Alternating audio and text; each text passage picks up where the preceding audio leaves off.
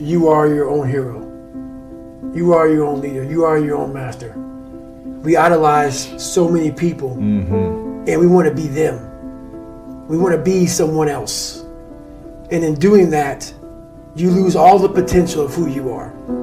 You mimic, you be them, you are them, you become them, and you lose you. You have to first accept it before you can fix it. A lot of people walk around, oh man, I'm good. I'm good. No, you're not. You have to accept what you're not.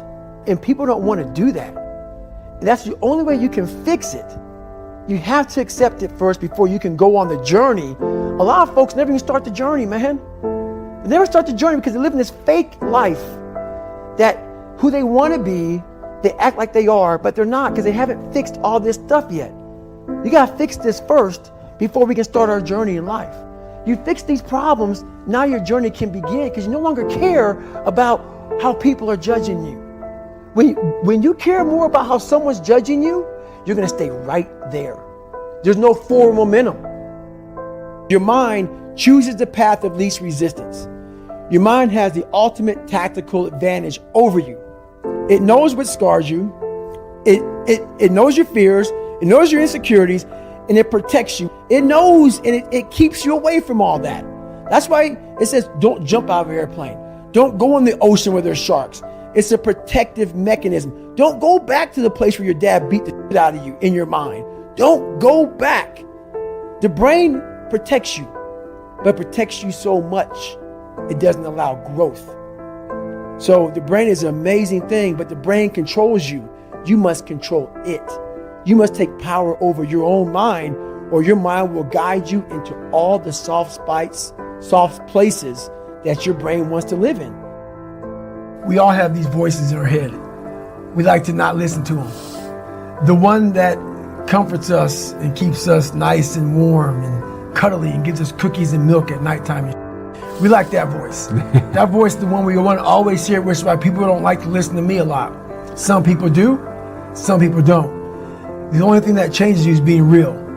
So basically, I had to have the courage to go back in it because nothing was getting done. I kept on going to that nice cuddly voice in my head saying, you know what? You don't need to do this. That's too much work, man. You've earned this. You deserve this. And that mentality got me to 297 pounds, fat, out of shape. To me, a loser. To me, making $1,000 a month and making a ton of mistakes. Because mistakes happen on the easy side of life. You take the easy road, the easy path, there's a lot of mistakes over there. The hard journey, you don't make too many mistakes over here because it's too hard. You don't want to repeat it. The mind has a governor, like a car. If you're driving a car and the car has a governor on it, the car may say 130 miles an hour, but the governor's set for 91. Once that governor sets in, you get to 91, that car starts doing this. The car wants to go. The car wants to go, but that factory said, we're not going past 91. We have a factory, a nice governor in our brain, and it's a survival mechanism. It protects us from pain and suffering. The second we feel that, our mind says, oh no, this isn't fun. We should back off. We should sit down, find something more comfortable. For me, my routine is every night I stretch out. And I stretch out for 2 or 3 hours every single night without fail. And while I'm stretching out, I'm thinking about my plan for the next day. And I'm thinking about all these different obstacles that may come up. So basically, a lot of us aren't prepared for life. We get up willy-nilly and just hope life is going to happen. It is going to happen, but it's going to happen with a prepared mind or an unprepared mind. Most people attack life with an unprepared mind.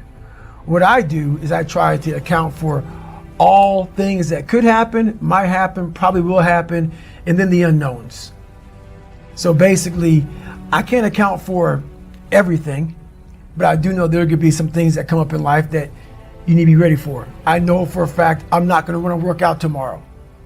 Therefore, I'm preparing my mind for that. I don't want to do that. I know tomorrow will come with some difficult decisions to make. It may come with getting a phone call saying someone died, this happened, that happened. I'm always preparing myself, not in a morbid way, but just like, look, man, be ready for life. Don't let life just start attacking you.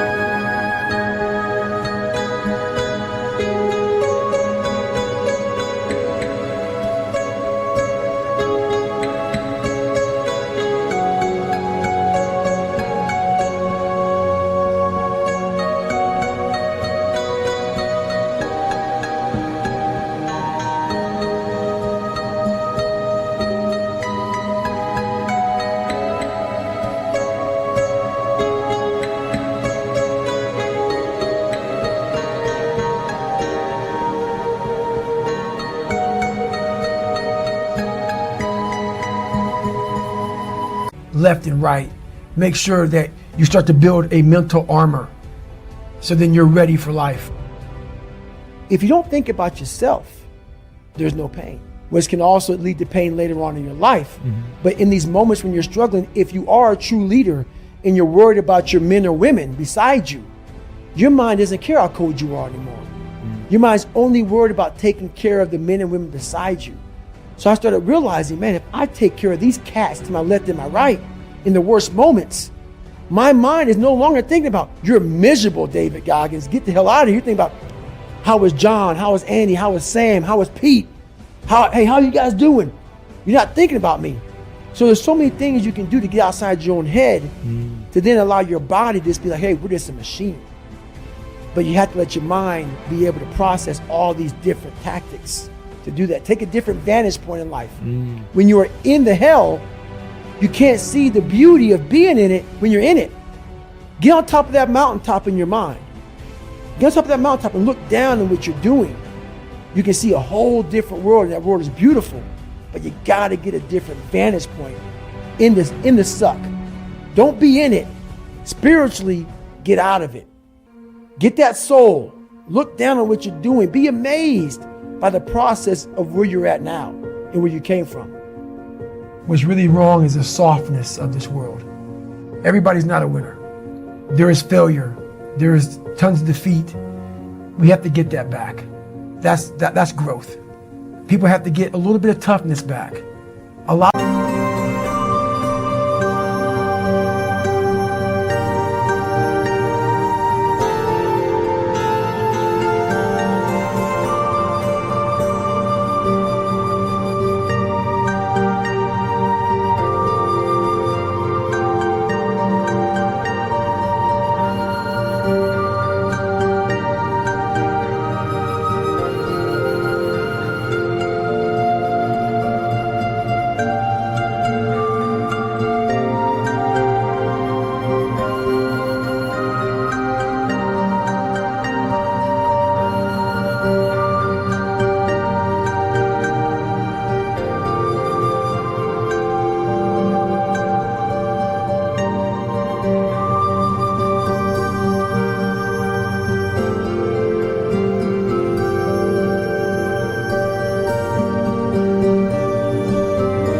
Toughness back, because the backbone of this world is built off of toughness.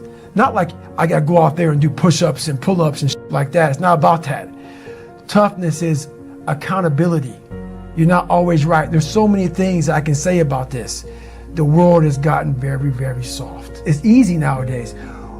Like technology is so fast. You know, no one's even going to the library. Why? Google this shit. Everything's easy. No one's ever cold anymore. No one's ever hot anymore. Everything is exactly the way we want it. Everything is exactly we want it, when we want it. And that's how the world is. Everything is at our fingertips. And that causes you not to use the most powerful weapon in the world, which is your mind. Everything is easy. So when things get hard, how the hell can you rely on your brain when you don't know how to, because everything's so easy? So we're not utilizing enough. Because everything is just there. I like to get a bunch of men together, men that are the hardest of the hard.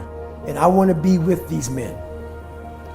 And I want to see them suffer, because I'm suffering right along with you, but I want to see me get through it. I want to see what you're made of. I want to see, almost like the Colosseum in Rome. Let's go to the Colosseum. And the only way to see who the baddest mother is to suffer. You can't do it by writing a paper.